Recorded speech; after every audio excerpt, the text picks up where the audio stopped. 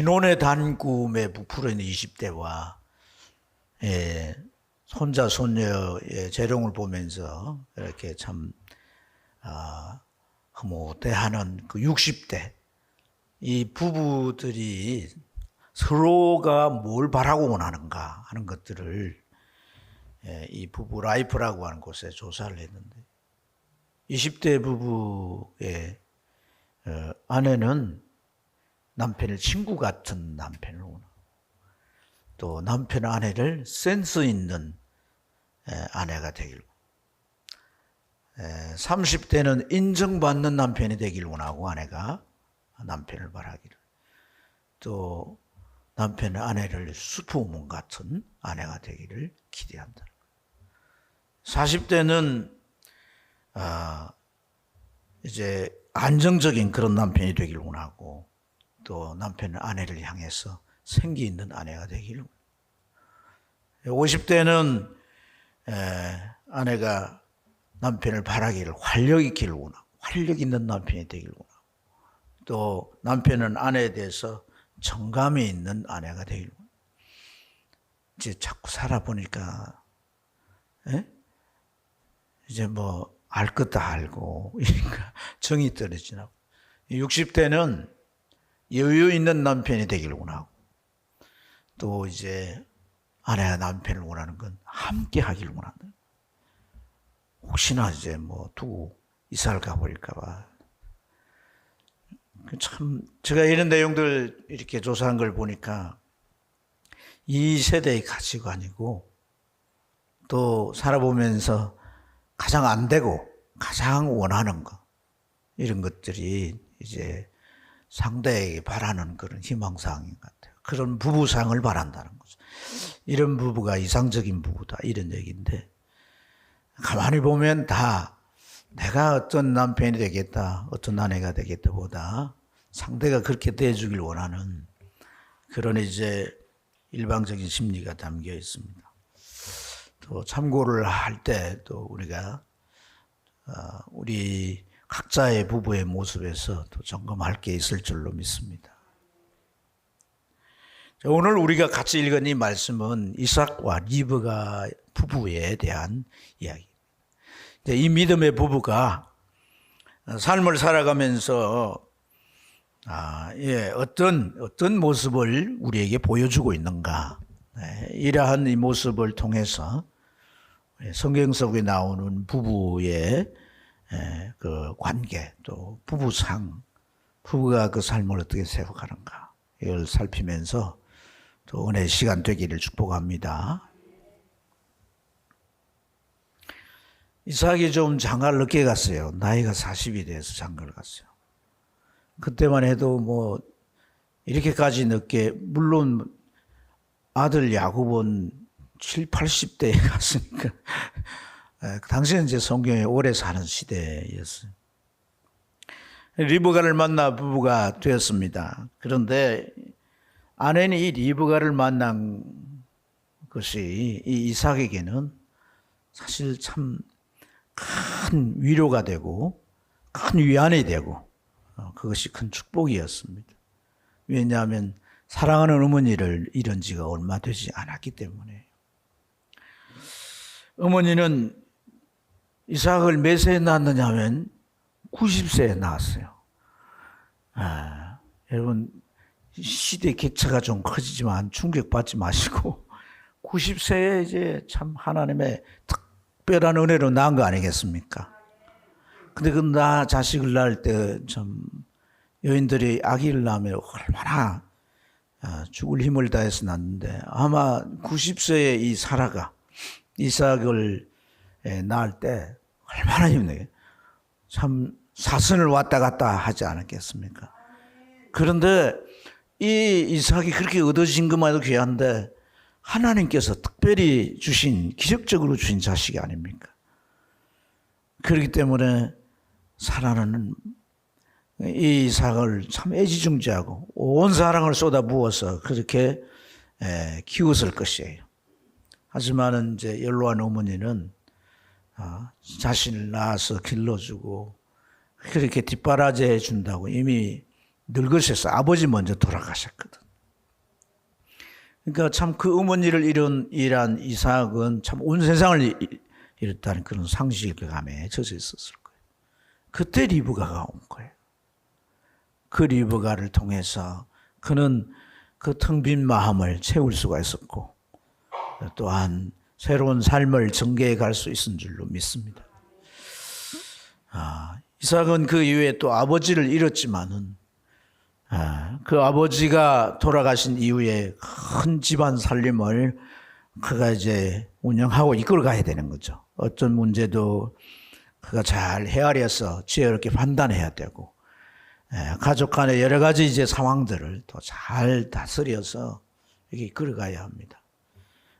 그런 가운데 이 리브가 이삭의 아내는 참 이삭에게 있어서 참 좋은 자와 또 그가 어떤 이제 어려운 상황에도 흔들리지 않는 버팀목이 되어 주었다. 그렇게 볼 수 있습니다. 왜냐하면 이 아브라함이 아들의 이 신부감을 구하려고 종을 보낼 때 엘리에셀이라는 종이 바담 아람, 셈족이 사는 그 바담 아람을 가게 되죠. 가서 이제 하나님이 정하신 배필을 찾아야 될 거 아니겠어요. 어디에 있는지 모르잖아요. 그래서 하나님 앞에 기도를 드리게 되죠. 물 달라 하면 우물가에 물 달라 하면 다 해줄 뿐 아니라 내가 요구하지 않아도 닭타들한테 다 이렇게 먹여주는 그 여인이 하나님께서 선택하신 주인의 아들의 배필로 택하여 주신 그런 여인인 줄 알겠습니다. 신부감인 줄 알겠습니다. 그래서 이제 참 이렇게 이 리브가를 만난 거 아니겠습니까? 그 리브가의 모습 속에 뭐가 보이는 거예요? 사람을 배려하는 마음이잖아요. 상황을 잘 지혜롭게 분별하고 잘 판단해서 그렇게 이제 대처하는 이런 모습. 이런 모습은 큰 집안을 운영해 가는 데 있어서 참으로 이제 영향력이 있고 모든 걸 잘 대처하는 그런 현모양처 같은 그런 이제 이 이삭의 아내가 된 줄로 믿습니다. 어느덧 세월이 흘러가지고 이제 그 20년이 지났어요. 그렇지만은 이 시간 속에 어떤 문제가 뚜렷이 해결되지 않게 드러났냐면 리브가가 임신을 하지 못하는 거예요. 그래서 20년 동안 이들 부부 사이에는 자식이 없었던 거예요. 20년 동안 이제 자식이 없었다는 것은 이 리브가가 불임 여성이었던 거예요. 이러한 이 문제, 이것이 이제 참 심각한 문제죠. 그런데 21절에 보니까 이러한 리브가의 문제를 위해서 어떻게 합니까? 이삭이 하나님 앞에 기도하는 거예요. 할렐루야. 하나님께서 이 이삭의 기도를 들으시고 이 리브가에게 잉태하게 하셨다. 그가 임신하게 되었다라고 성경 말씀하고 있습니다. 이 불가능한 일이라 할지라도 그걸 가지고 기도하고 하나님의 도우심을 통하여 20년 동안 이렇게 자식이 없었던 그 자식을 얻게 됩니다. 참 하나님의 놀라운 은혜죠. 여러분, 지금 제가 얘기하는 이런 모습 속에서 이 부부가 보여주고 있는 모습은 어떤 모습이에요? 어떤 모습일까요? 서로를 채워주는 거죠. 서로의 필요를 채워주는. 여러분, 부부는 서로의 필요를 채워주는 겁니다. 하나님께서 아담과 하와를 창조하시고 그들에게 어떤 말씀을 하셨습니까? 먼저 아담을 창조하신 이후에 또 그 이후에 아내가 되는 신부가 되는 하와를 창조하셨는데 그 하와를 아담에게 보내면서 어떤 말씀하셨어요? 돕는 배필이라고 그러잖아요. 돕는 배필. 할렐루야. 돕는 배필이란, 이 돕는 배필이라는 말이 무슨 말입니까, 여러분? 남녀가 서로 특징이 있고 또 이 남녀에게는 장점과 단점이 있는 줄로 믿습니다. 완벽한 인간은 아무도 없어요. 단점은 상대로부터 도움이 필요한 거죠. 할렐루야. 그래서 이렇게 그 돕는 배필의 역할을 잘 하려면 상대편을 잘 살펴야 되겠습니다. 그의 표정도, 말투도, 또 그 속의 생각도, 이렇게 그 상황도 잘 살필 때 상대의 필요를 채워주게 될 줄 믿습니다. 여러분, 살아가면서 뭐 다른 대상도 대상이겠지만, 다른 가족도 가족이겠지만, 남편이 아내의 필요를 채워주고 아내가 남편의 필요를 채워주는 이런 부부의 관계가 되길 축복합니다. 그래서 남편이 상담을 했습니다. 이 남편이 어떤 남편이냐면 결혼식 때 입은 양복을 10년이 넘은데도 그대로 입고 있는 거예요. 일명 자린고비입니다. 그렇게 하는 목적은 뭐냐면 집을 장만하기 위해서. 그래서 10몇 년이 지나 집을 장만했어요. 좋은 집을 장만했어요. 그런데 아내가 나가버렸습니다. 아니, 새 집을 장만하고 이제 그 좋은 집에 살 건데 아내가 그냥 이거야 하면서 선포를 하고서 나가버린 거예요. 그래서 아내를 이제 나갔지만 붙잡기도 하고 나간 이후에도 계속 찾아서 돌아오라고 그러지만은 돌아올 마음이 없어요. 그래서 상담을 이제 했는데 그 상담을 해주는 분이 이제 아내도 좀 어쨌든 데리고 와봐라. 각자가 얘기하는 문제가 다를 수 있으니까. 그래서 아내가 와서 얘기를 하는데 남편 얘기하고는 다른 거예요. 남편은 참 가정을 위해서 이렇게 좋은 집을 장만해서 행복하게 살고자 이렇게 했다 하지만 아내의 생각은 어떤 생각이냐면 이 사람은 집밖에 모른다는 거예요. 인생을 집에다가 다 걸어놓고 오직 집 장만을 위해서 막 진짜 구두쇠 중에 상구두쇠로 살았다. 나에 대해서는 관심이 없다는 거예요.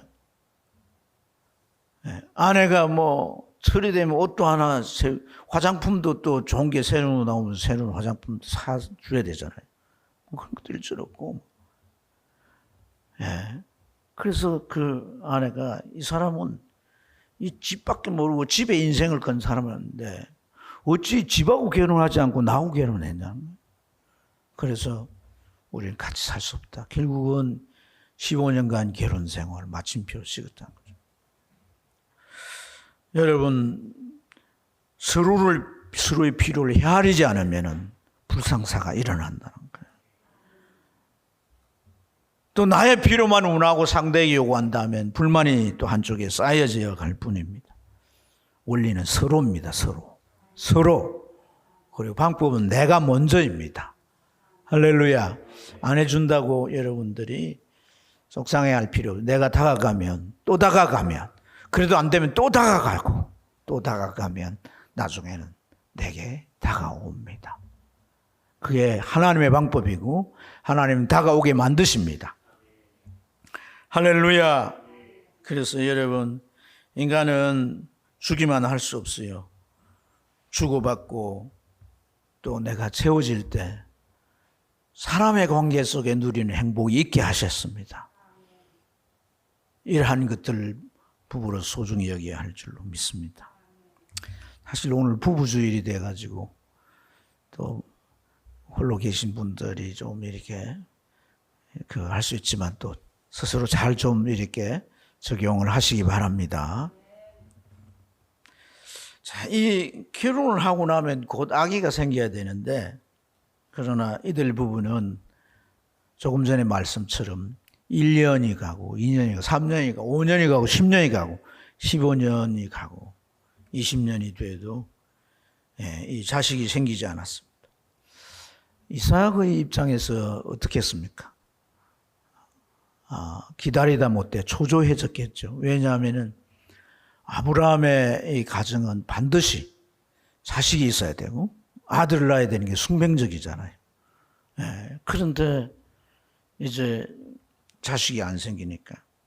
그러니까 리브가도 뭐 참 말할 것도 없겠죠. 그래서 여유가 있는 집안이니까 온갖 방법으로 자식을 낳기 위해서 뭐 병원도 찾아오고 약도 먹고 온갖 노력들을 했겠죠. 그렇지만 오랜 세월 자식이 생겨. 이것은 문제란 겁니다. 문제. 부부가 살아가면서 두 사람의 관계나 또 가정사 일이나 여러 가지 일들 속에 우리에게 문제가 돌출되는 거예요. 문제가 찾아오는 거죠. 당시 상식으로 볼 때에 이 부부지간에 자식이 없으면 그것은 아내의 탓을 돌리는 거예요. 그래서 아무리 노력해도 자식이 생기지 않게 되었을 때 뭐 이삭은 아내에게 탓을 돌리고 서로 싸울 수가 있겠죠. 그래도 해결이 안 되면 자기 아버지처럼 다른 또 여자를 후처로 맞이해가지고 대를 이으려고 하겠죠. 그런데 문제는 뭐냐면 이삭은 그러지 않았다는 거예요.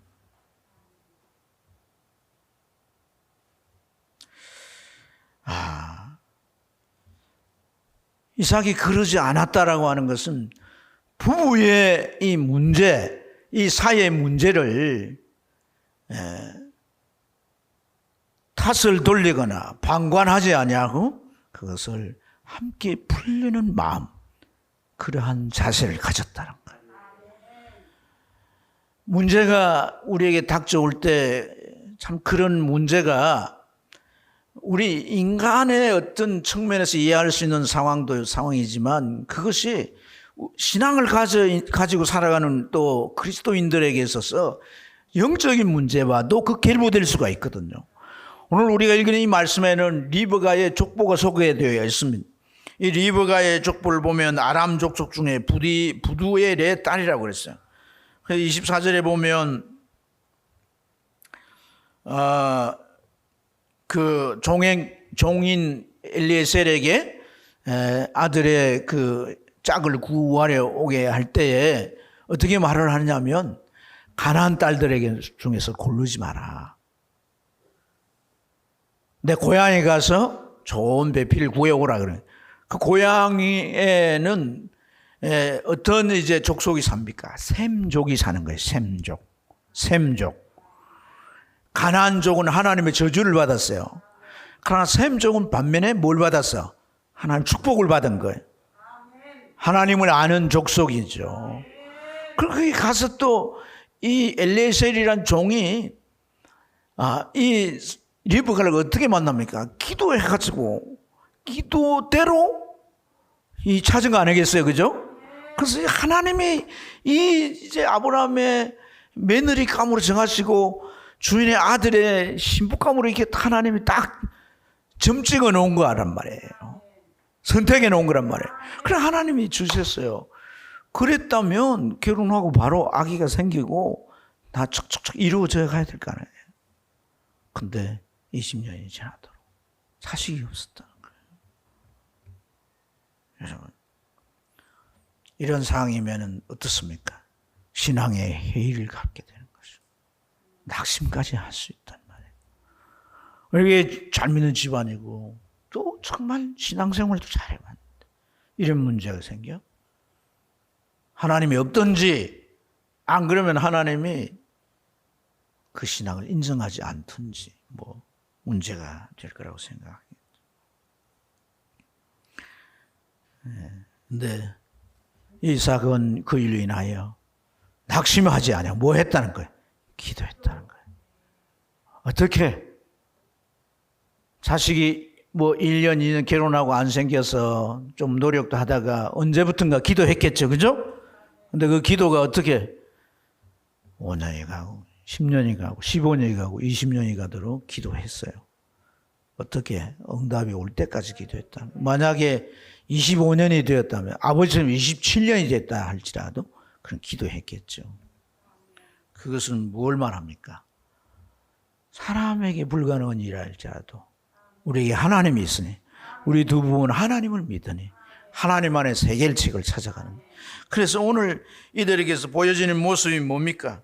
어떤 문제라도 함께 서로를 맞대며 문제를 풀어가는 부부라는 거예요. 인생을 살면서 어떻게 문제가 찾아오지 않나요? 문제가 찾아올 수밖에 없죠. 그런데 그 문제를 탓을 돌리지 않고 풀어가는 겁니다. 풀어가는 거. 할렐루야. 그래서 21절 말씀에 그를 위하여 여호와께 간구하며 이랬는데 이 위하여란 말이 전치사예요. 어떤 뜻이냐면 마주대하여 이랬습니다. 마주대하여. 마주대하여. 마주대하여 이삭이 한 게 뭡니까? 기도죠. 기도. 기도했다는 것은 리브가의 문제를 나의 문제로 받아들인 거예요. 여러분 어떤 문제가 생겼어요. 근데 합리적으로 그것이 아내의 문제예요. 거의 남편의 문제예요. 그래서 탓을 한다는 것은 우리가 하나님의 말씀 가운데 어떤 말씀을 위배하는 겁니까? 부모를 떠나 부부가 연합하여 한 몸이 됐다는 거예요. 하나가 됐다는 거예요. 그걸 부정하는 것이란 말이에요. 여러분들이 이 말씀을 들으면서 당신 그렇게 합니까? 이런 시각으로 저를 보면 안 됩니다. 저도 노력하고 우리는 나이가 들어도 죽을 때까지 계속 노력해야 돼요. 그 삶의 문제를 이렇게 참 풀려고 하는 그 과정 속에 사람이 한 발짝 양보하고 사람이 지혜를 짜내서 해결할 수도 있고 불가능한 문제가 이게 기도함으로 하나님의 도우심을 통하여 해결될 때 그것은 정신적으로나 영적으로나 동반적인 성장을 이루게 되는 거예요. 하나님이 우리 인생에 숙제를 주셨다라고 하는 것은 그 숙제가 시험거리가 아니고 그게 분쟁거리고 갈등거리가 아니고 그게 등 돌리고 이럴 거리가 아니라 맞대어서 해결해 감으로써 서로가 성숙해 가라는 거예요. 성장해야 되는 거다. 변함이 없는 건 좋지만은 변해야 될 것에 변함이 없으면 안 되거든요. 그러니까 성장돼야 할 부분이 있습니다. 아멘. 우리 마음가짐도 성장해야 돼요. 인격이나 성품도 성장. 말하는 이제 그 말씨도 성장해야 돼. 할렐루야. 우리가 뭘 대하는 태도도 자꾸 성장해야 돼. 참 다 고민이죠, 이거. 다 고민이고. 그러나 성령 안에서 성장이 가능한 줄로 믿습니다. 우리 그리스도의 장성한 분량까지 성장할 수 있다고 성경은 우리에게 명명해 줍니다. 가능할 수 있다는 거죠. 그러니까 우리가 그리스도인으로서 사람 안 변해요. 그런 말을 하면 될까요? 안 될까요? 안 변해더라도 그렇게 말하면 안 돼요. 속으로는 그런 생각이 들더라도 하나님 말씀 변한다던데. 하나님 말씀 변한다는데. 우리가 그리스도의 장성한 분량까지 성장한다는데. 내 남편이 장성한 분량까지 성장한다면 내가 주님과 함께 사는 기분이 안 들겠나. 내 아내가 정말 주님의 장성한 분량까지 그렇게 성장한다면 내가 주님과 함께 얼씨구나 춤을 출 일이. 그래서 부부간에 우리가 그런 기대를 갖는 게 얼마나 아름다운 일입니까? 그렇지 않습니까, 여러분? 그래서 살아보니까 이 사람은 안 되겠어. 그래서 마침표를 찍고 다른 데 간들 문제는 없을 것 같아요? 인간입니다. 똑같이. 저 부부 보니까 행복이 보이는데 저 역할에 내가 들어가면 참 그 행복을 천만의 말씀. 어떤 부부에도 문제가 있습니다. 그래서 사랑하는 여러분, 그러한 것들을 우리가 불가능하다고 방치하면 안 되는 거예요. 우리는 그 문제를 나의 문제로 받아들이는 거예요. 그렇기 때문에 이삭은 기도하게 된 줄 믿습니다. 할렐루야. 그래서 여러분, 좀 우리가 살아가면서 그런 생각들을 오늘 제가 말씀 준비하면서 어떤 심리학자 그런 얘기했어요. 저 사람이 어떤 행동을 하는 게 나한테는 병리적인 모습으로 보일지라도 그 사람 나름대로 최선을 다하는 거다. 그래서 어떤 비판의 눈으로 보지 말라는 거예요. 편협적인 눈으로 보고 비판하지 말라는 거예요. 저 사람 나름대로 저 사람의 입장과 상황에서 최선을 다하는 것이라고 할 수도 있다는 거예요. 다른 것일 수도 있다는 거예요. 왜 안 하냐? 그러니까 우리가요 자꾸 어떤 내가 먼저 만든 기준이 문제입니다. 기준이. 이해라고 하는 것은 지금의 상황에 지금의 모습을 보고 이해하는 건데 기준을 만들어 놓고 그 기준대로 안 되니까 그 사람의 상황이나 기분이나 그 사람의 처지 이런 건 다 제외해버리고 그 기준 가지고 안 맞춰준다고 갈등하고 문제가 야기돼요. 사람이 살아가다 보면 다양한 그런 상태가 될 수 있지 않습니까, 여러분? 네, 그래서 그것이 우리가 이해할 수 있는 그 언더스탠딩이라는 높이를 맞추는 거거든요. 아이들한테 아이들 높이를 맞춰야 되는 거고. 할렐루야, 할렐루야. 네, 이런 게 참 필요한 거예요. 그래서 여러분 오늘 우리가 참 이렇게 분담하고 같이 해결하려고 할 때에 그게는 문제가 풀려지는 답이 주어지게 될 줄 믿습니다. 참 이 쌍둥이를 한꺼번에 주신 것도 감사하지. 20년 동안 안 주시다가 쌍둥이를 주신 거야. 한꺼번에 두 자녀를 주신 거잖아요. 두 아들을. 그렇죠. 그런데 아기를 가지고 지나는 가운데 또 어떤 문제가 발생합니까? 태중에서 이 태아가 서로 싸우는 거예요. 싸우는 거. 이제 뭐 저는 아기를 안 가져봐서 잘 모르지만 뱃속에서 아이들이 태아가 운동을 하잖아요. 그죠? 뭐 발로 찬다 그러고 뭘 찰 발이나 있나 이런 생각이 들지만 발로 차고 뭐 그런다고 이제 임산모들이 표현하는데 그러니까 정상적인 태아 운동하고는 전혀 다른 요동이 있는 거예요. 근데 그런 요동이 엄마에게 공격하는 게 아니라 둘이서 지금 뭔가 붙어가지고 태중에서 막 격렬하게 막 싸우는 거예요. 그래서 이 리브가가 놀란 거예요. 놀란 거. 임신은 육체적인 고통뿐 아니라 심리적으로도 이상하게 느끼는 거예요. 하나님이 기도 응답해 주신 아들인데 얘들이 태중에서 사이좋게 이렇게 잘 자라야 되는데 막 싸우고 이러니까 이게 뭔가. 그래서 이럴 경우에 어찌하면 좋을까 하면서 하나님 앞에 기도하게 되는데 하나님으로부터 놀라운 말씀을 듣게 되는 거예요. 자, 23절에 보면요. 두 국민이 내 태중에 있구나. 두 민족이 내 복중에서부터 나누이리. 이 족속 저 족속보다 뭐 하겠고 큰 자가 어린 자를 어떻게 하겠고 섬기리라. 그래서 자, 오늘 두 아들이 앞으로 될 일에 대해서 지금 말씀하는 거예요. 하나님께서. 할렐루야. 자녀를 주셨는데 네 자녀들이 앞으로 이렇게 될 거야 라는 말씀을 하셨어요. 저는 중요한 단어가 뭐냐면 국민이란 거예요. 두 국민. 민족이란 말과 국민이란 말은 조금 또 달라요. 국민이는 나라의 백성을 국민이라 그러잖아요. 그러면 나라를 세운다는 거예요. 나라를. 할렐루야. 두 아들이 나중에는 족속 정도가 아니라 나라를 세운다는 거예요. 두 아들이 나라를 세울 것이다. 여러분, 이삭의 형이 누굽니까? 이스마엘이에요. 이스마엘은 이미 그는 12아들을 낳아가지고 12방백을 세웠습니다. 그렇게 크게 번성해 가고. 아버지가 이제 어머니 외에 거두라라고 하는 그런 또 후처를 두는데 그 후처에게 난 자식이 육형제입니다. 그 육형제가 결혼해서 자손을 퍼뜨려 갑니다.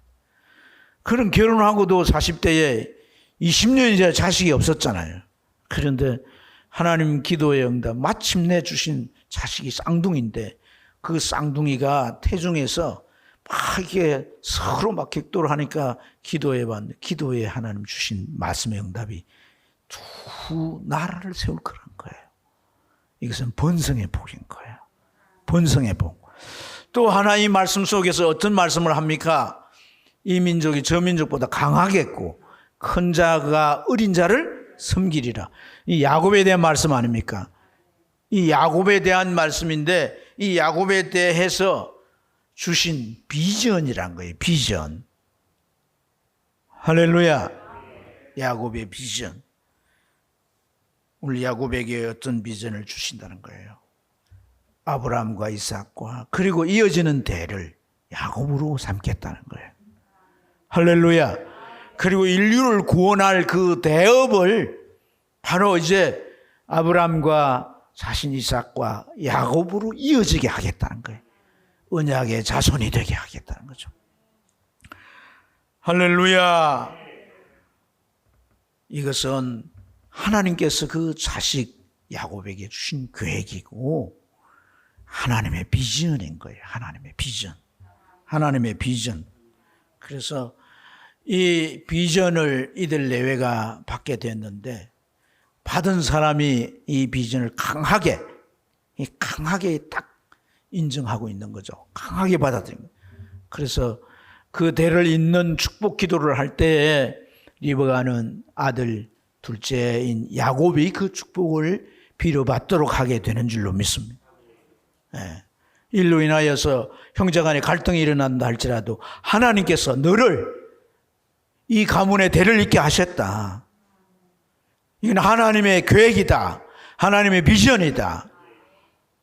그리고 나중에 이제 큰아들이 아버지가 요구한 요리를 해가지고 왔지만 이미 복을 빌어주고 끝났어요. 나한테 빌어줄 복이 없느냐 그럴 때 빌어줄 복이 없다는 거예요. 이삭도 뭐라고 말합니까? 에글라는 아들이지만 그 아들에게 인정적으로 하나님이 축복하신 그 축복을 빌어주지 않습니다. 결국 이들은 하나님의 비전이 자녀들에게 이루어지게 했다는 거예요. 여러분, 이 부부는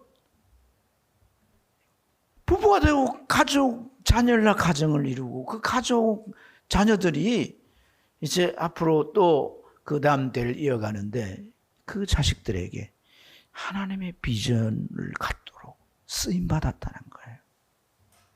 참 중요한 얘기예요. 우리는 우리 자녀가 나를 통해 태어났고 내가 부모로서 구실을 잘하지만은 절대로 간과해서 안 될 게 있습니다. 이 자녀에게 주신 하나님의 비전. 이 비전을 갖도록 이 비전이 그 자식의 가슴에 품어지도록 도와줘야 합니다. 그 일에 우리는 쓰임받아야 합니다. 너무 중요합니다. 이 일은 여러분. 너무 중요합니다. 비전이 있느냐 없느냐 너무 중요합니다.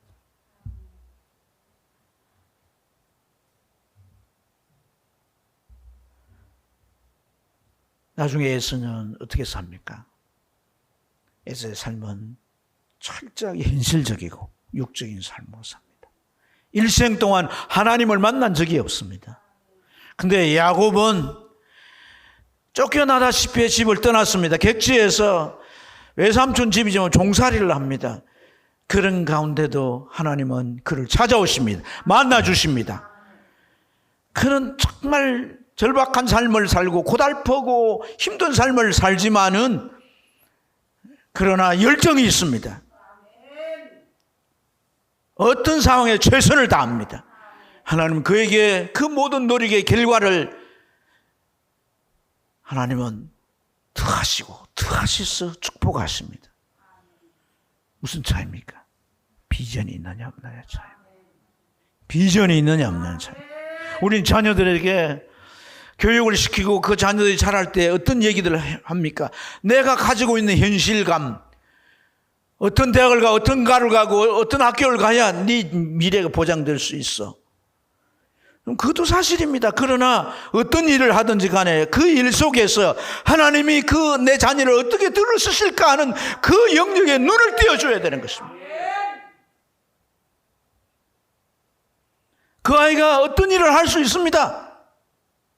그 세상 기준에서 굉장히 그게 참 좋아 보이는 일이고 좋지 않아 보이는 일일 수도 있습니다. 그러나 그 일 속에서 그 아이가 하나님 손에 붙들려야 하는 것이고 선한 영향력을 끼칠 수 있어야 되는 것이고 그 일 속에서 그 일 통하여 하나님께 영광 돌릴 수 있어야 합니다. 하나님의 계획, 하나님의 비전에 눈을 뜨도록 해줘야 한다. 사도행전 2장 17절의 마지막 날에 내 영을 부어주어서 젊은이들이 환상을 보게 하신다 했습니다. 사랑하는 여러분, 하나님께서 이러한 약속을 하셨다는 거예요. 그렇지만은 부모가 어떤 양육관을 가지고 자식을 기르느냐에 따라서 이 비전이 보일 수도 있고 보이지 않을 수도 있습니다. 자녀들이 자라가는 과정 속에서 하나님 앞에 나오도록 신앙을 이렇게 잘 몰아주어야 합니다. 특별한 이 집회, 아이들을 위한 청소년 집회 이런 데 참여하게 해줘야 합니다. 성령께서 기름 부으시고 그래서 젊은이들에게 그 개인에게 주시는 하나님의 계획과 그 비전을 환상으로 볼 수 있도록 말입니다. 부모 마음 안에 하나님의 비전을 심어주겠다는 마음이 없는데 그런 데를 아이들로 인도하겠습니까? 그러지 못하는 거죠. 참으로 중요합니다. 김원태라는 분이 세 자녀를 두고 키우는데 그 자녀들을 홈스쿨링 그리고 아이들 고등학교 과정까지 그들이 학교 공립학교 안 보내고 이렇게 교육합니다. 교육하면서 그들이 생각했던 뭐냐, 어릴 때부터 부모를 통하여 좋은 추억을 갖게 해주다. 두 번째는 그 아이가 몸도 정신도 건강하게 살아갈 수 있도록 습관을, 좋은 습관을 몸에 배게 해줬다. 세 번째는 믿음과 꿈을 심어주려고 노력했다. 믿음과 꿈을. 그리고 홈스쿨링 했어요. 얘들이 다 어디 갔냐? 미국 하버드고 자기 공부하고 난 영다 최고의 대학들을 다 갔습니다.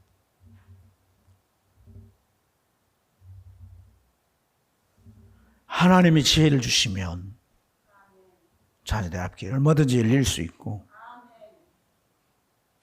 하나님 보실 때 그 아이 속에 당신이 원하시는 그 꿈이 무럭무럭 피어나고 있다면 야곱처럼 하나님이 그 인생을 인도하시는 거예요. 아버지 집이 아니라도 노숙 가운데도 여기도 하나님이 계시네. 하나님 바단 아람에 갔습니다. 외삼촌이 종으로 한순간에 바꾸고 그랬습니다.